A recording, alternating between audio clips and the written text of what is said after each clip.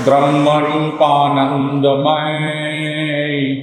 वासविता का बार साजा को जो दे सके स्वर्ग और अपवाद। जिसका करते ब्रह्मार्य ऋषि मुनि पीत्या बुद्धि विमल कर दे हमें वही उच्चतम ज्ञान। व्यास आश्रम दामनी जिला डूंगरपुर राजस्थान का संस्थापक व निदेशक मैं ब्रह्मश्री पंडित विद्याशंकर व्यास को आज दिनांक 2 अगस्त 2025 को श्री सनातन धर्म की सेवा में प्रस्तुत कर रहा हूँ। ताजा विवाद जो कि हाल ही में निम्नलिखित महाराजों के वक्तव्य से पैदा हुआ है। आपको शायद विदित ही होगा कि वर्तमान समय में 4 महाराज जो कि भारत के हैं उनके वक्तव्यों ने एक विवाद पैदा कर दिया है जिसकी चर्चा चल रही। पहले है श्री अभिमताचार्य महाराज जो कि सत्संग कथावाचक हैं एवं गौरी गोपाल आश्रम वृंदावन के संस्थापक भी हैं। दूसरे महाराज हैं श्री प्रेमानंद महाराज जो कि राधा वल्लभ संप्रदाय के हैं तथा गीत राधा केली कुंज न्यास वृंदावन के संस्थापक भी हैं। साथ ही साध्वी ऋतंबरा जो कि वात्सल्य ग्राम आश्रम वृंदावन की संस्थापक है एवं वर्षों पूर्व हिंदू जागरण के लिए देश भर में पहली आक्रामक विदुषी प्रवक्ता रही है। साथ ही चौथे स्थान पर हैं पंडित श्री प्रदीप मिश्रा जो कि कुबेरेश्वर धाम सीहोर मध्य प्रदेश के मुख्य पुजारी हैं और कथावाचक हैं। आप सबको विदित होगा कि हाल ही में इन चारों के द्वारा दिए गए वक्तव्य जो कि चरित्र के मामले में थे, सनातन धर्म की रक्षा के आधार स्तंभ थे, उनको कुछ संचार माध्यमों तथा उनके द्वारा उकसाई गई कुछ महिलाओं द्वारा विवादास्पद घोषित करके उनके खिलाफ काफी आक्रोश व्यक्त किया जा रहा है जो कि बिल्कुल ही अनुचित है और इसको आपके सामने मैं सिद्ध करने का प्रयास करूंगा। आप ध्यान से सुनिए, बहुत ही महत्वपूर्ण मुद्दा है, आपका ज्ञानवर्धन भी होगा। तो प्रिय सज्जनों, इन महाराजों के ताजा वक्तव्यों को निष्पक्ष व गहराई से समझने के लिए हमें संबंधित प्राथमिक अध्यात्म विज्ञान को ध्यानपूर्वक समझने की जरूरत है, क्योंकि कलयुग में हजारों कथित साधु संतों वशी व्यापक कथाकारों की वाणी तेज मेघ गर्जना व बाढ़ वरुण वृष्टि के बावजूद भी हम अध्यात्म विज्ञान की जानकारी से एक प्रकाश वर्ती दूरी जितना दूर हो गए, अर्थात काफी कुछ दूर हो गए। प्रकाश वर्ग एक बहुत बड़ी लंबी दूरी होती है। मेरे कहने से तात्पर्य है कि धर्म का मूल उद्देश्य, मुख्य उद्देश्य, आधार स्तंभ को हम भूल चुके हैं। केवल हम ही नहीं भूल चुके हैं बल्कि कुछ साधु संत भी भूल चुके हैं। उनका उद्देश्य भी जो है वो धर्म, सत्संग, प्रवचन आदि के मूल उद्देश्य की तरफ नहीं है।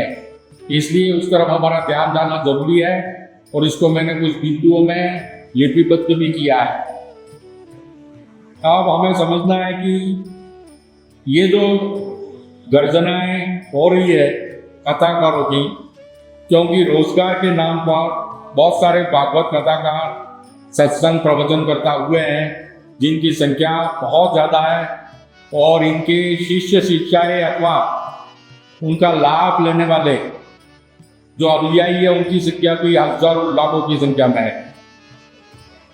अब इनके गर्जनाओं व पाठ धर्म के मर्म तथा आधुनिक मनुष्य के कर्म की शर्म से रहित हो चुकी हैं। बाढ़ तो पहले लग चुकी है, लेकिन ये मुक्त गर्जनाएं जो है कर रहे हैं, सत्संग करा रहे हैं बहुत ज़्यादा मात्रा में और सब कुछ प्रवचन दे रहे हैं, सिखा रहे हैं, लेकिन इसमें कहीं धर्म का मर्म नहीं है। और मनुष्य को कर्म की शर्म से भी रहित देंगे। मनुष्य को यह नहीं सिखाया जा रहा है कि कौन सा कर्म करना शर्मनाक है। और काफी लंबे समय अंतराल के बाद जब इन चार महापुरुषों ने धर्म के मर्म की बात की, मनुष्य के कर्म के शर्म की बात की, तो कुछ लोगों को आक्रोश हो गया।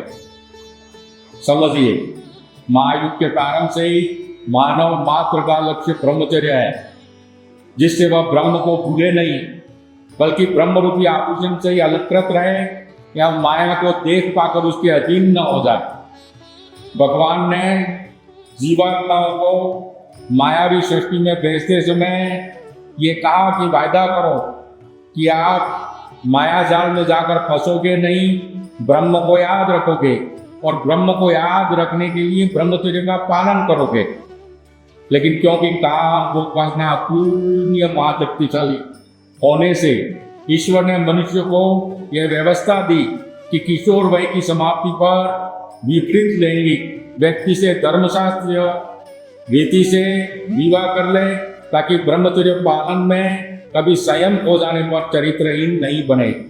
भगवान ने यह कहा कि वहां पर जाकर के धर्मशास्त्रीय रीति से विवाह कर लेवे, और विवाह करने से चाहे आप पुरुष हो अथवा महिला हो, ब्रह्मचर्य के पालन में जो है कोई ज़्यादा दिक्कत नहीं आएगी, चरित्रहीन नहीं बनोगे। और ब्रह्मचर्य का अभ्यास भी अपने जीवन के साथी को साथ में रखते हुए इसके साथ कीजिए। दोनों ब्रह्मचर्य का अभ्यास कीजिए, गृहस्थाश्रम जो है उसका पालन कीजिए। और ईश्वर ने मानव देह धारण करने वाली जीवात्माओं से कहा कि ऐसा विवाह करने के बाद भी पति पत्नी दोनों ब्रह्मचर्य पालन का अभ्यास करते रहे।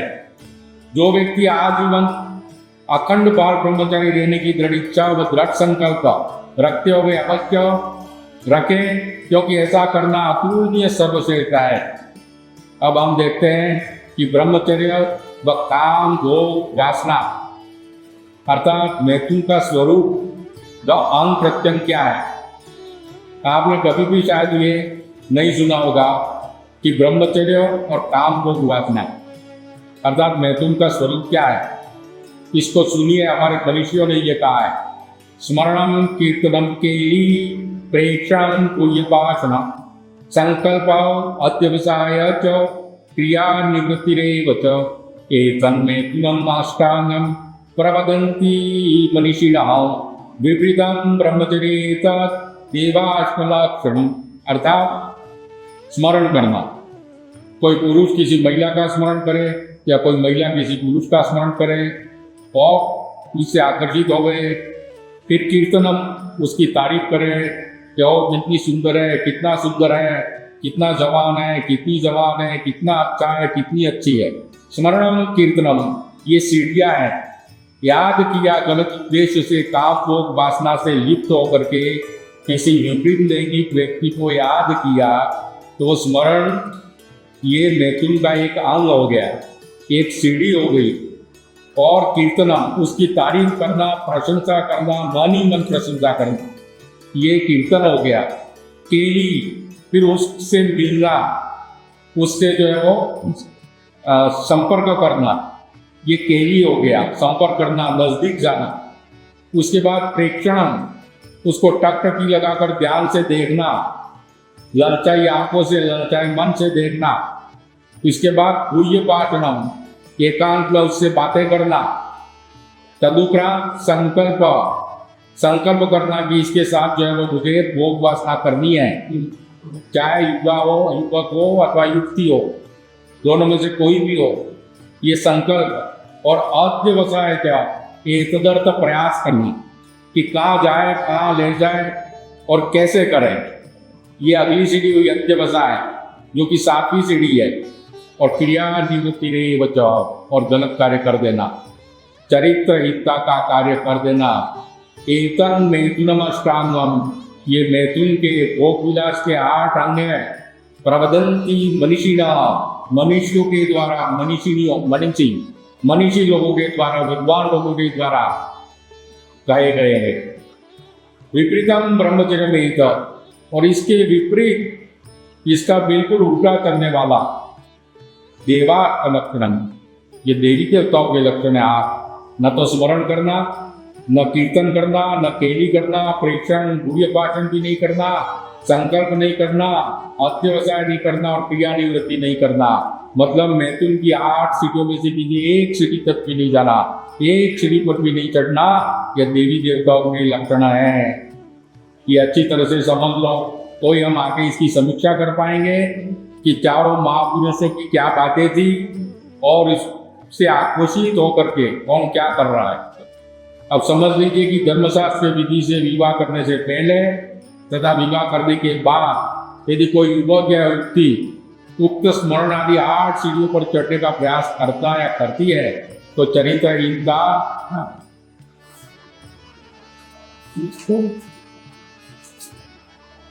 है या नहीं है। अगर इन 8 सीढ़ियों में से किसी भी एक सीढ़ी पर कोई युवक अथवा युवती चढ़ता है या चढ़ती है तो चरित्रहीनता है या नहीं है, ये अब आपको सोचना है। पहली सीढ़ी से कोई कहे कि हमने कुछ नहीं किया है, अब क्यों है चरित्रहीनता, उसका भी आगे इसमें मैं बता रहा हूँ। स्वतंत्रता भी मर्यादित होनी चाहिए। कुछ लोग समझते हैं कि 15 अगस्त 1947 को भारत आज़ाद हो गया, आपको स्वतंत्रता मिल गई। तो स्वतंत्रता कैसी मिली है, किस लिए मिली है, क्या करना चाहिए, क्या नहीं करना चाहिए, क्या हम मनुष्यों से पशु बन जाएंगे। स्वतंत्रता भी मर्यादित होनी चाहिए या अमर्यादित। आधुनिक ज्ञानी व्यक्तियों ने भी बहुत कहा है, आधुनिक ज्ञानी व्यक्तियों ने भी बहुत समझाया लोगों को, आपने सुना होगा। यदि धन हानि हुई तो कुछ भी हानि नहीं हुई, रुपये पैसे की संपत्ति की हानि हुई, नुकसान हुआ तो कुछ भी हानि नहीं हुई, क्योंकि हम वापस उसको कमा सकते हैं, प्राप्त कर सकते हैं, ज़्यादा कमा सकते हैं, ज़्यादा एकत्रित कर सकते हैं। यदि स्वास्थ्य हानि हुई तो कुछ हानि हुई, हेल्थ की स्वास्थ्य में अगर कहीं कहीं गिरावट आई, बीमारी हुई, रुग्णता आई तो कुछ नुकसान हुआ है। और तीसरा उन्होंने कह दिया यदि चरित्र हानि हुई तो सर्वस्व हानि हुई। चरित्र का अगर पतन हुआ, चरित्र गिरा, चरित्रहीन बने तो सब कुछ गया। चरित्रहीन व्यक्ति के लिए सब कुछ गया, सर्वस्व गया। चरित्र अर्थात मानव जीवन का मूल आधार है। सभी धर्मशास्त्रों के द्वारा निर्दिष्ट साधनाओं, उपासना और धर्म का पालन करना जो है यही है कि चरित्र को बल दे, व्यक्ति को चरित्रवान या चरित्रवती बनाए। इसी के लिए ये मानव जीवन का मुख्य उद्देश्य है, क्योंकि हम पशु पक्षी नहीं हैं। अब चरित्र के बारे में भी समझ लीजिए कि चरित्र किसे कहते हैं। प्राचीन समय में अमर्यादित मैथुन का उपरोक्त 8 सीढ़ी वाला था।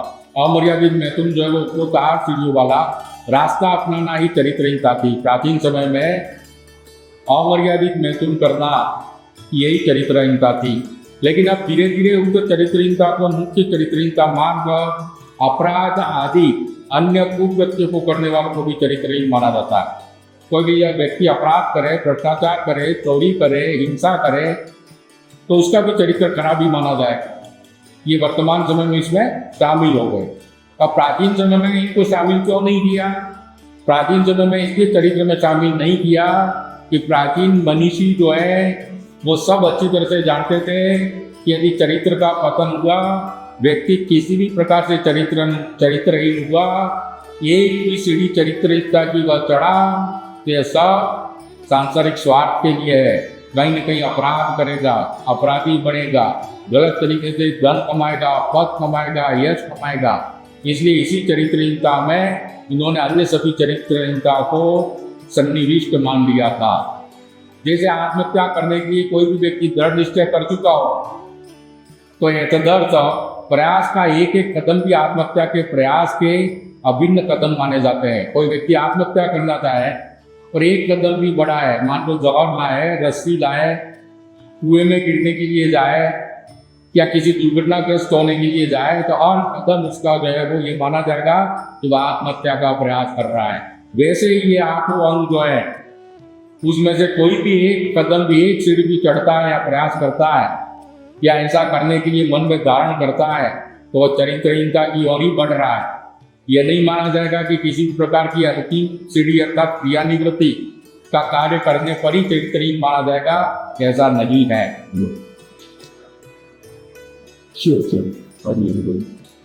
वैसे तो सभी प्रकार के आपराधिक कुकृत्यों वाली चरित्रहीनता मैथुनिक चरित्रहीनता का सुख भोगने के लिए होती है।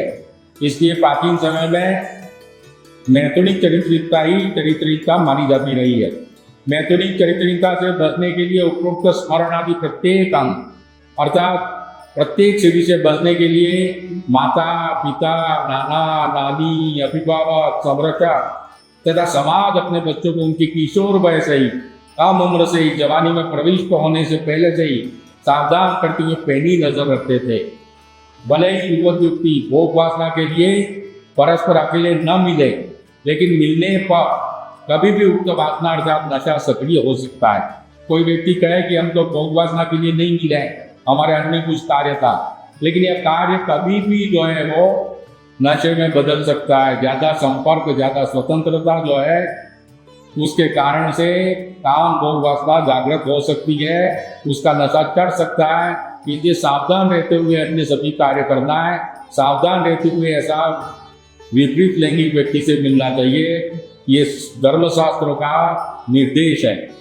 ब्रह्मचर्य तपसा देवो मृत्यु रूपारत अथर्ववेद में कहा गया है कि ब्रह्मचर्य के तप से ही देवी देवताओं ने मृत्यु पर विजय कर रखी है। अगर देवी देवताओं में से किसी का भी ब्रह्मचर्य टूटता है तो देवी देवता नहीं रहते, हमको सीधे मृत्यु लोक में अर्थात पृथ्वी पर मनुष्य बनाकर भेज दिए जाते हैं। तो फिर जो है हमको ये समझने की जरूरत है कि कुछ शास्त्र में ये पौराणिक कथा क्यों है कि भगवान विष्णु ने आकर्षक मौनी रूप धारण कर दिया तो भगवान शंकर उसके पीछे भागने लगे।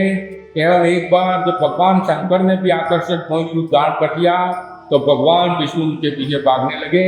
ये कथा क्यों है? इसलिए कि मानव मात्र बल्कि मार्ग संयमी व्यक्ति को भी यह बताने के लिए कि काम भोग वासना कितनी अतुलनीय महाशक्तिशाली होती है, ये दृष्टांत दिया गया है। इससे मनुष्य को समझना चाहिए कि इस प्रकार का ये दृष्टांत देने का तात्पर्य नहीं है कि कोई भगवान विष्णु शिव जी के मोहिनी रूप के पीछे भागे थे, क्या शिव जी भगवान विष्णु की मोहिनी रूप के पीछे भागे थे। ये कहीं कोई काम भोग वासना में लिप्त रहने के कारण नहीं था। अतः इसकी प्रारंभिक सीढ़ी से ही बचे, पहली सीढ़ी पर चढ़ने से ही बचना चाहिए। अस्तु लोगों को समझाने के लिए यह इनका सांकेतिक प्रदर्शन है। इसलिए आपको अच्छी तरह से इस बात को समझना चाहिए कि काम भोग वासना कितना शक्तिशाली है। आजकल के कुछ युवक व युवतियाँ तो ऐसे बात करते हैं मानो वे देवी देवताओं से भी ज्यादा शक्तिशाली है, मानो वे ब्रह्मज्ञानी व ब्रह्मचारी हो गए हैं। सड़कों के कुत्ते खूब भौंकते हैं, बहु करते ही रहते थे और निर्दोष लोगों को नोचने व काटने के लिए जो औरत झपटते थे। तो क्या हुआ, देश में कई न्यायालयों ने कुत्तों के लिए मृत्यु आदेश अर्थात डेथ वारंट हाल ही में जारी करते हैं। इसलिए हमें ध्यान में होना चाहिए, चोरों व अपराधियों के खिलाफ भी भौंकना चाहिए। ये मत समझना कि कौन सा पौधा कब किस समय कैसे पलट जाए। जो लोग उक्त चार महाराजों के ताजा वक्तव्य के विरोध में खूब बोल रहे हैं, उन्हें मैं कहूँगा कि बोलना बंद कर दो, क्योंकि इन महाराजों ने आपके लिए नहीं कहा। आप तो चरित्रवान चरित्रवती लोग हैं। इस मामले में विरोध तो उन लोगों को करना चाहिए जो चरित्रहीन हो।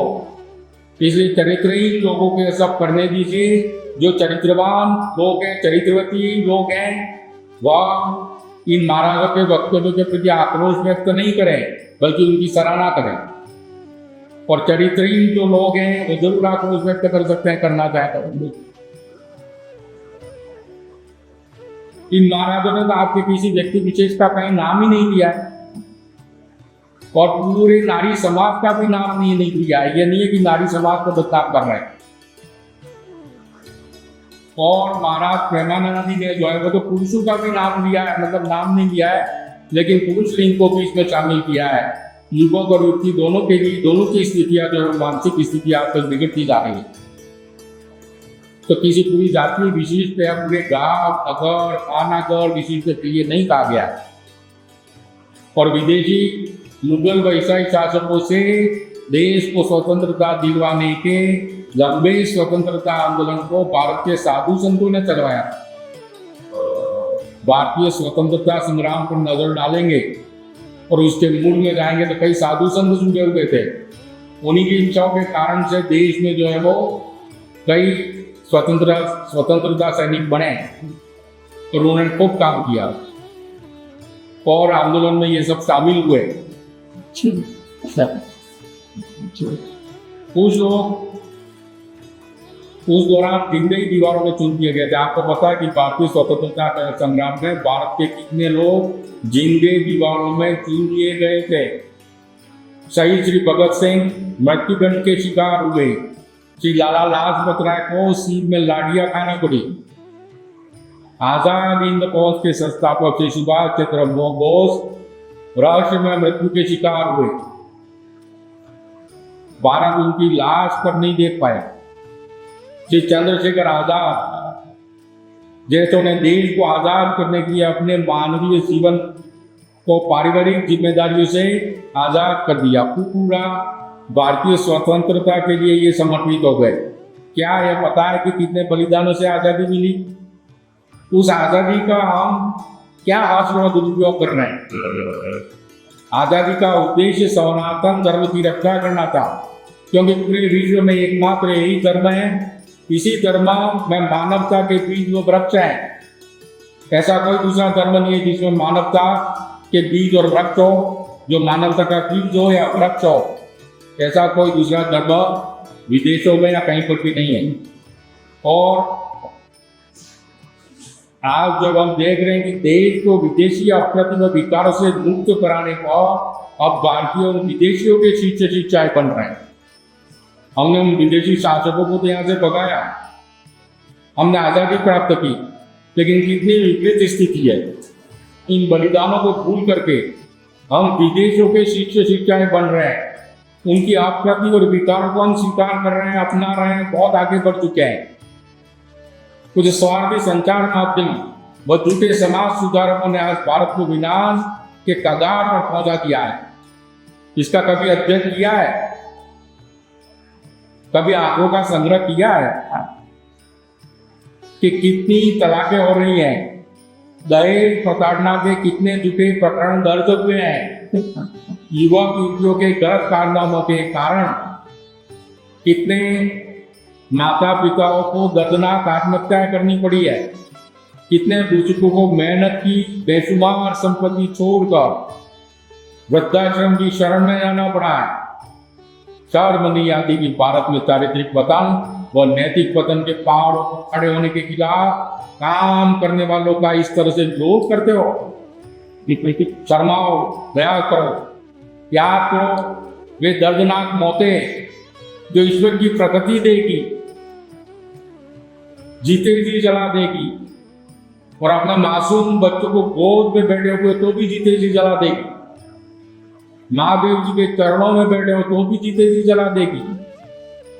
1.5-2 वर्ष पूर्व पाली राजस्थान में एक दंपति ने रेल के नीचे आकर के आत्महत्या कर दी, क्योंकि कम उम्र में प्रेमी के साथ भागी उनकी पुत्री ने जिला पुलिस अधीक्षक के सामने यह कह दिया कि ये मेरे माता पिता नहीं है। माता पिता ने उसके सामने हाथ जोड़े कि बेटिया 1-2 मिनट हमसे बात कर ले, मना कर दिया। देश भर में ऐसी कितनी दर्दनाक घटनाएं हुई है।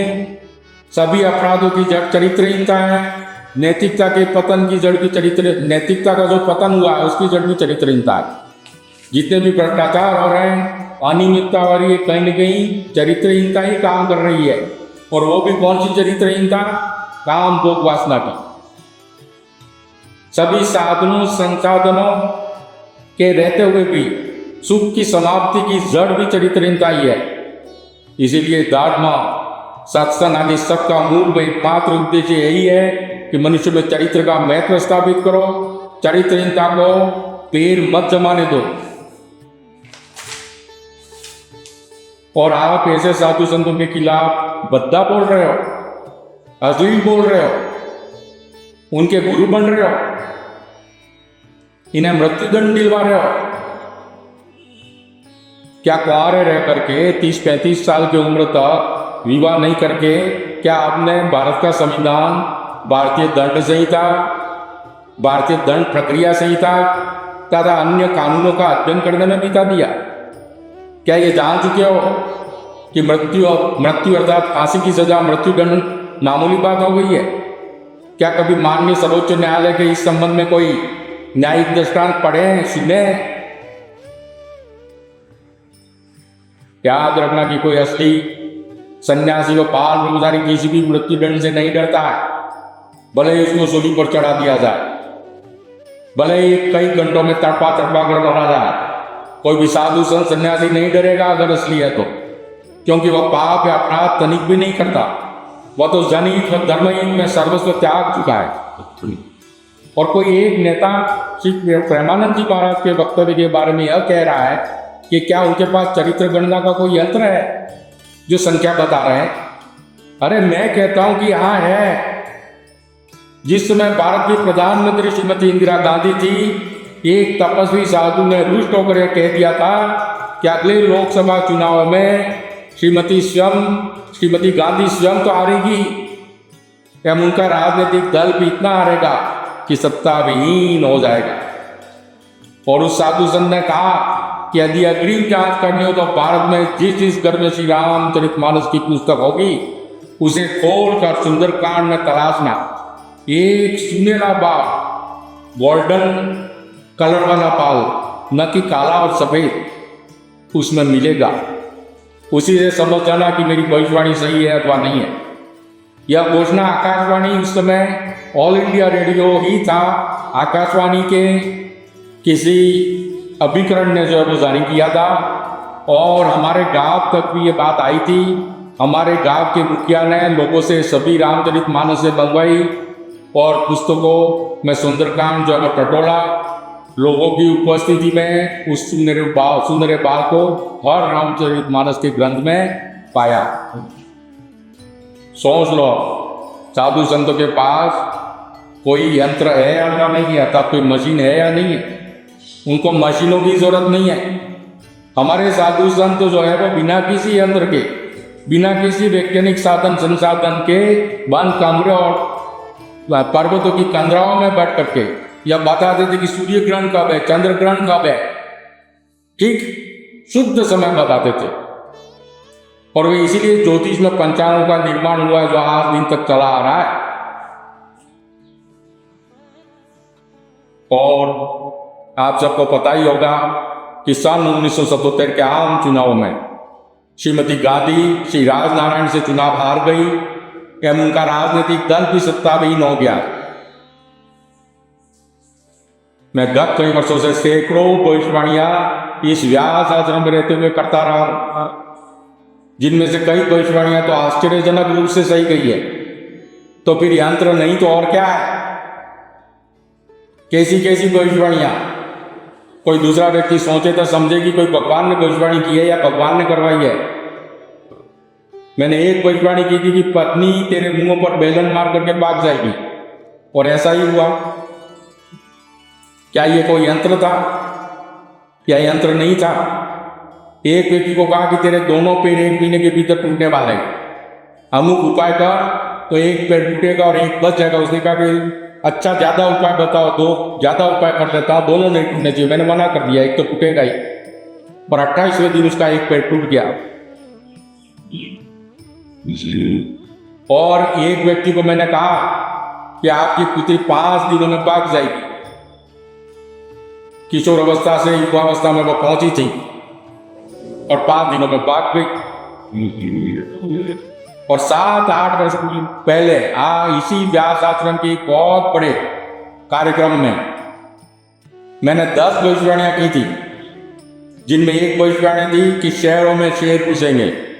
उसके बाद से जो है वो भोपाल में दिन दहाड़े 4 शेर घुसे।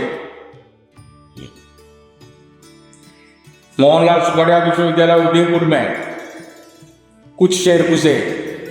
रिजर्व पुलिस लाइन डूंगरपुर में शेर घुसे। गुजरात के गांधीनगर में विधानसभा में शेर घुसे। उसके बाद से सिलसिला शुरू ही हो गया। दूसरी भविष्यवाणी मैंने की थी कि अगले दशक में, अर्थात मैंने ये भविष्यवाणी जो है 7-8 वर्ष को की थी, और उसमें ये कहा था कि अगले दशक में विश्व में अनेक भयंकर विमान दुर्घटनाएं होंगी और महाभूकंप आएंगे। ताजा स्थितियों से आप समझ लीजिए इसके लिए किसी यंत्र की जरूरत नहीं पड़ी हमको। सरकार को चाहिए कि विधायिका के जरिए ऐसे स्पष्ट व पूर्ण कानून बनवाए कि सामाजिक संचार माध्यम कुछ लोगों को उत्साह करके जनहित व धर्महित के खिलाफ जो कार्य कर रहे हैं उनके खिलाफ कठोर दंडात्मक कानूनी कार्रवाई होनी चाहिए। जब तक कार्यपालिका अर्थात सरकार विधायिका के माध्यम से ऐसे कानून नहीं बनाएगी तो क्या मसला होगा। आज देश भर के लिए साधु संतों के लिए बड़ा दुखद समय है कि प्रजातांत्रिक ये सरकार जो है वो सार्वजनिक अश्लीलता के प्रदर्शन को नहीं रोक पा रही है। इसके संबंध में कोई कानून और नियम नहीं बनाए गए, उन पर किसी भी प्रकार का कोई प्रतिबंध नहीं लगाया जा रहा और सामाजिक संचार माध्यम इतने झूठे फर्जी गलत समाचार देते हैं, उनके खिलाफ किसी भी प्रकार की कोई कानून का प्रावधान नहीं है, किसी भी प्रकार की कोई रोक नहीं है। साइबर क्राइम जो बहुत बढ़ चुके हैं और इन अपराधियों को पकड़ा नहीं जा रहा। हम किस प्रकार की स्थितियों से गुजर रहे हैं। साथ ही यूट्यूब, व्हाट्सएप, इंस्टाग्राम, टेलीग्राम तथा अन्यत्र भी सार्वजनिक तौर पर अश्लीलता आदि का जो प्रदर्शन करने वाले लोग हैं, संस्थाएं, शक्लें आदि के आजीवन आदि के खिलाफ आजीवन कारावास की सजा का प्रावधान होना चाहिए। ऐसा कानून बनाया जाना चाहिए। साइबर क्राइम के मामलों में हर हालत में अपराधी लोगों को पकड़ने पर सजा देने के लिए त्वरित कार्रवाई होनी चाहिए। पुख्ता जांच व सबूतों का पुख्ता संग्रहण की व्यवस्था हो। हम देश में क्या सुधार कर रहे हैं। आज़ादी के इतने वर्षों बाद करीब 75 वर्ष हो चुके हैं, हम किन स्थितियों से गुजर रहे हैं।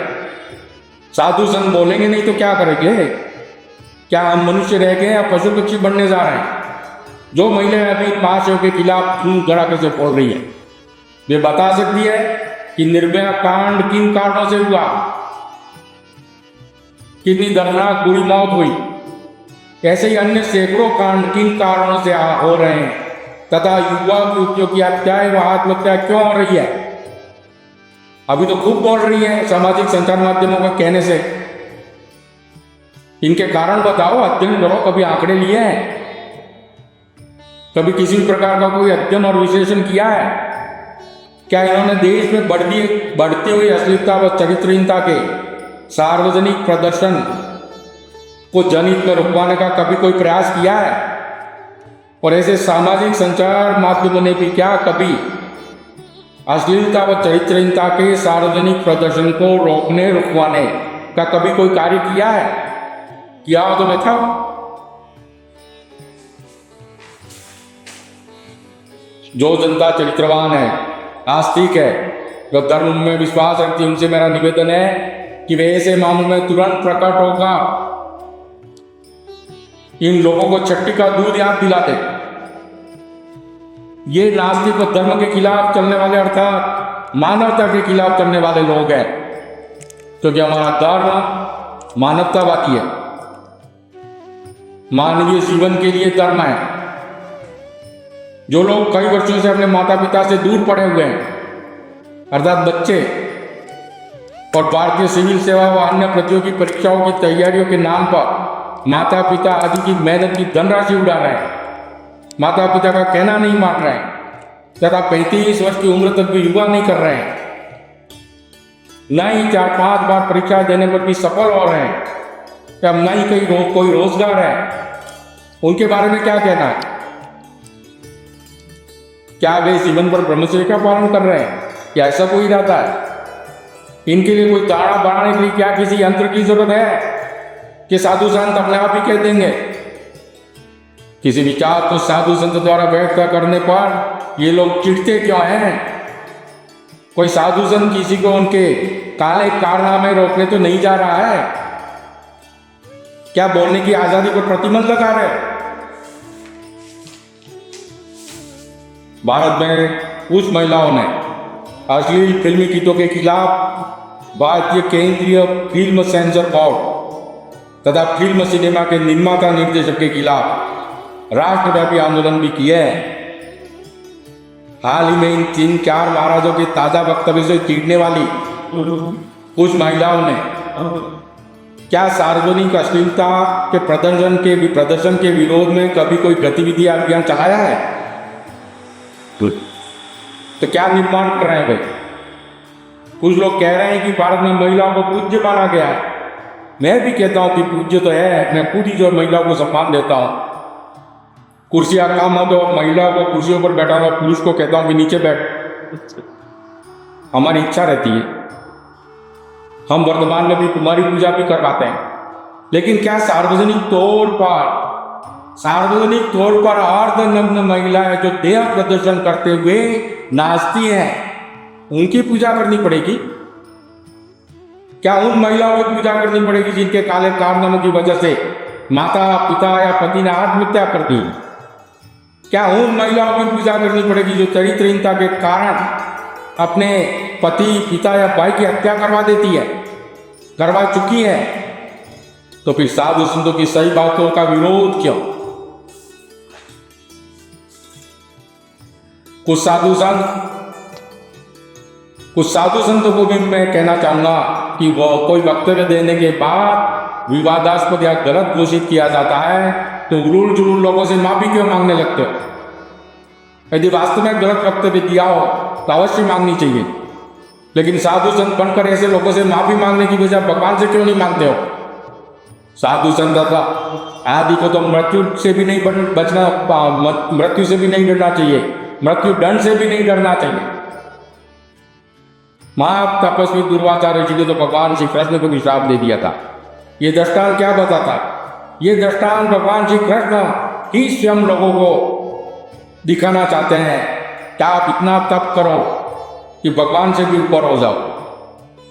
और हम उनसे भी डरने लगे, आपके तप से भी हम डरने लगते। भगवान को कहते हैं कि मेरा भक्त जो है उनका मैं नौकर हूं, मेरे भक्त का मैं नौकर हूं, मेरे भक्त के चरणों में मैं बैठता हूं। कितने महान है भगवान। तो महान तपस्वी दुर्वासा ऋषि ने भगवान श्री कृष्ण को श्राप दे दिया था। लोगों को याद करवाओ और करना चाहिए कि श्रीमद गोस्वामी तुलसीदास जी को तत्कालीन मुगल सम्राट ने बंद करवाया, तब बंदरों ने वैसा ही आक्रमण सम्राट के महल पर किया जैसा हनुमान जी ने श्रीलंका पर किया। बहुत परेशान हो गया मुगल सम्राट। ताजा उदाहरण यदि कोई देना चाहे कि वो तो पुरानी बातें हो गई तो मैं बता दूंगा। मुझसे संपर्क करो, पुख्ता प्रमाणों के साथ बता दूंगा, जिसमें झूठी जांच करने पर पूरा जांच भी कराऊं। वह अभियोजन पक्ष भी काम अवधि में मारा गया। इससे ज्यादा और क्या बता सकते?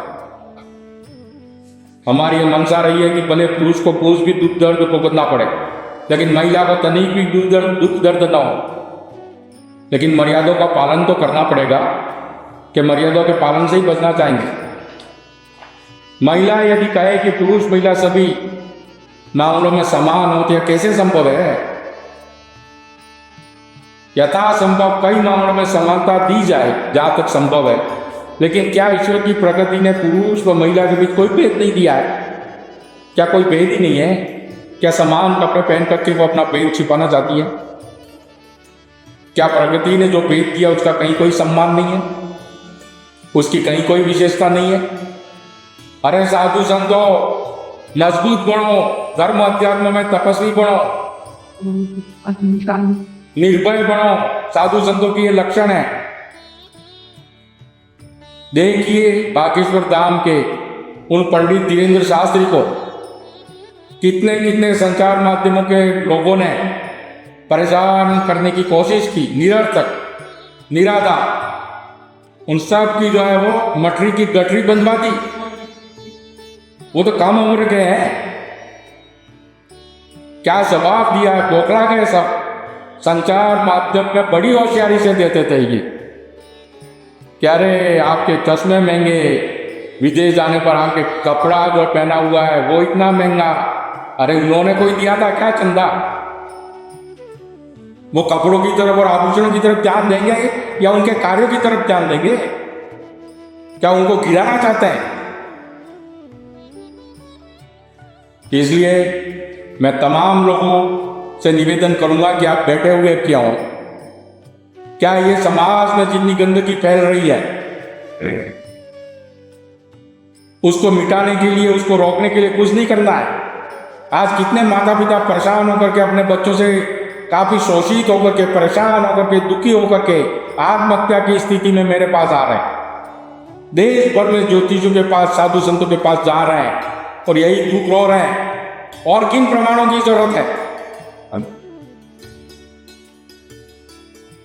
जो लोग इतने समय से इन महाराजों के पास में सत्संग आदि करते थे, साध्वी ऋतंबरा जी ने आदि में कहा, उनका तुम मखौल मजाक उड़ा रही हो। साध्वी ऋतंबरा कौन है? जानते नहीं हो?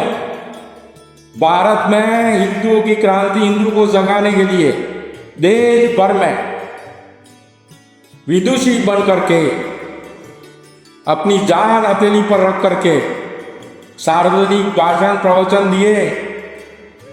जनता उनका नाम सुनने के लिए दौड़ पड़ती थी, उनका भाषण सुनने के लिए दौड़ पड़ती थी, उनसे मिलने के लिए, दर्शन करने के लिए दौड़ पड़ती थी। क्या ये नहीं कहेंगे कि नंगी होकर के महिलाएं नाच रही हैं पैसा कमाने के लिए? अरे हाय रे पति, अगर शादीशुदा है तो हाय रे पति नहीं कहेगी तो क्या कहेगी? क्या पुरुष में कोई मर्दानगी है? क्या चरित्र बेच खाया है? इसलिए सोचो समझो, किसी के बहकावे में मत आओ। अब इनके खिलाफ पहले अनिरुद्धाचार्य जी ने कह दिया तो इनके खिलाफ आवाज उठा दी। फिर दूसरा कहने लगे, अब प्रेमानंद जी भी आ गए, अरे अब साध्वी ऋतंबरा जी भी आ गई। उधर से पंडित प्रमोद मिश्रा, प्रतीक मिश्रा जी ने, जो किसी और के हैं, यह कहा कि कई अमुक स्थान पर जो है वो लड़कियां शराब लेने जाती हैं। तो कई बात प्रामाणिक तौर पे उन्होंने देखी होगी, सुनी होगी, तभी तो कहा। किसी लड़की का नाम थोड़ा लिया है। नहीं कहेंगे क्या? क्या बुराइयों को रोकना नहीं चाहते हो? आप इनके खिलाफ आवाज उठा रहे हो। चरित्र क्या है? पहले जम के गिरबान में झांक करके देखो। दूसरों को फंसाने, झूठा बदनाम करने और गिराने का प्रयास मत करना। यह बात समझना कि साधु संत कौन है। साधु संत की, तपस्वी की, ब्रह्मचारियों की शक्ति जागृत होगी तो कहीं कुछ नहीं बचेगा। जिंदे जल जाओगे, और यह मत समझना कि जिंदे कुछ क्षणों में जल जाओगे। भगवान की प्रगति की व्यवस्था है कि जिस समय जलोगे, मरोगे, उस समय स्मरण शक्तियां तुरंत देता है भगवान, तेजी से याद दिलाता है कि आपके इस जन्म में कितने खोटे कर्म थे, पूर्व जन्म में आपने कितने खराब हिंसक कार्य किए हैं। अरे धर्म अध्यात्म को समझने का प्रयास करो। ये अध्यात्म विज्ञान तो आधुनिक विज्ञानों से लाखों करोड़ों अरबों गुना ज्यादा है। आधुनिक वैज्ञानिक भी हतप्रभ रह गए हैं। इसलिए मैं आज व्यास आश्रम दामड़ी जिला डूंगरपुर राजस्थान से जनहित में और धर्महित में इस श्रव्य दृश्य सामग्री जो कि मैंने लिपिबद्ध किया था ताकि मुख्य मुद्दों और तर्कों को समझ सको, आपके लिए मैंने जारी किया है। ध्यानपूर्वक सुनो, 2 बार 3 बार ध्यानपूर्वक इसको सुनो, देखो। और देखना और सुनना ही नहीं है, अपने कर्तव्य क्या है, क्या करना चाहिए, क्या कर सकते हो, उसके बारे में सोचो। आप सब कुछ कर सकते हो। जामवंत ने हनुमान जी को जो है वो सतर्क किया, उन्हें कहा कि आप क्या नहीं कर सकते हो, और उस जागृति से हनुमान जी ने सब कुछ करके दिखाया। क्योंकि इन साधु संतों के आप प्रवचन सुनते रहे हो, समय दिया है, तो आप क्यों ऐसे प्रदर्शन में शामिल होंगे? आपको सोचना है, आपको तो लोगों के खिलाफ प्रदर्शन करना है। बिल्ली के आते ही जैसे चूहे बिल पर नहीं घुस जाते हैं। अरे धर्म और भक्ति का, ईश्वर के प्रति प्रेम का प्रदर्शन इस समय नहीं करोगे तो कब करोगे? क्या इन छोटे छोटे कार्यों के लिए कोई भगवान बड़ा अवतार लेंगे? इसलिए जागृत हो जाओ, उठो और प्रयास में लग जाओ।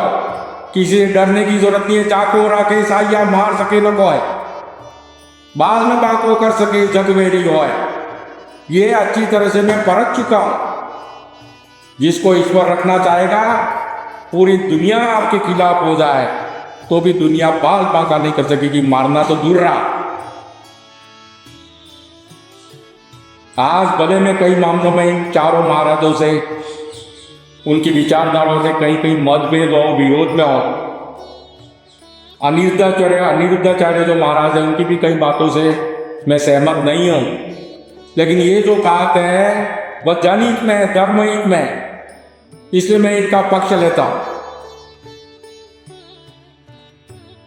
आज कोई भी बात, अच्छी बात करने पर ये संचार माध्यम के क्या होता है? क्या यही देश का कल्याण करेंगे ऐसे ही? इसलिए प्रिय सज्जनों, भक्तों, बहुत बुरे हालत हो रहे हैं। इनकी संख्या देख करके अच्छे साधु संतों और परमार्थी लोगों को नींद नहीं आ रही है, और रात दिन हम सोच रहे हैं कि क्या करना चाहिए, कैसे किया जाए। इसलिए सब आप सब जो मदद में लग जाओ। धर्म का सारांश यही है, कहीं इससे कहीं कोई अलग नहीं है। आज हमारे यहाँ जगत गुरु शंकराचार्य जो है, जगन्नाथपुरी के निश्चलानंद सरस्वती, पूज्य निश्चलानंद सरस्वती जी बैठे हुए हैं। बहुत ही शिष्ट भाषा बोलते हैं, ज्ञान गंभीर बातें बोलते हैं। उनसे सीखो, समझो। कुछ पता नहीं पड़े तो उनसे मार्गदर्शन लेकर के आगे बढ़ो। इसलिए आज की ये बात जो है मैं यहीं पर समाप्त करता हूँ, और व्यास आश्रम की तरफ से आप सबको मैं अभिवादन करता हूँ और ईश्वर से निवेदन करता हूँ कि आपको आशीर्वाद प्रदान करें। हरिओम तत्सत।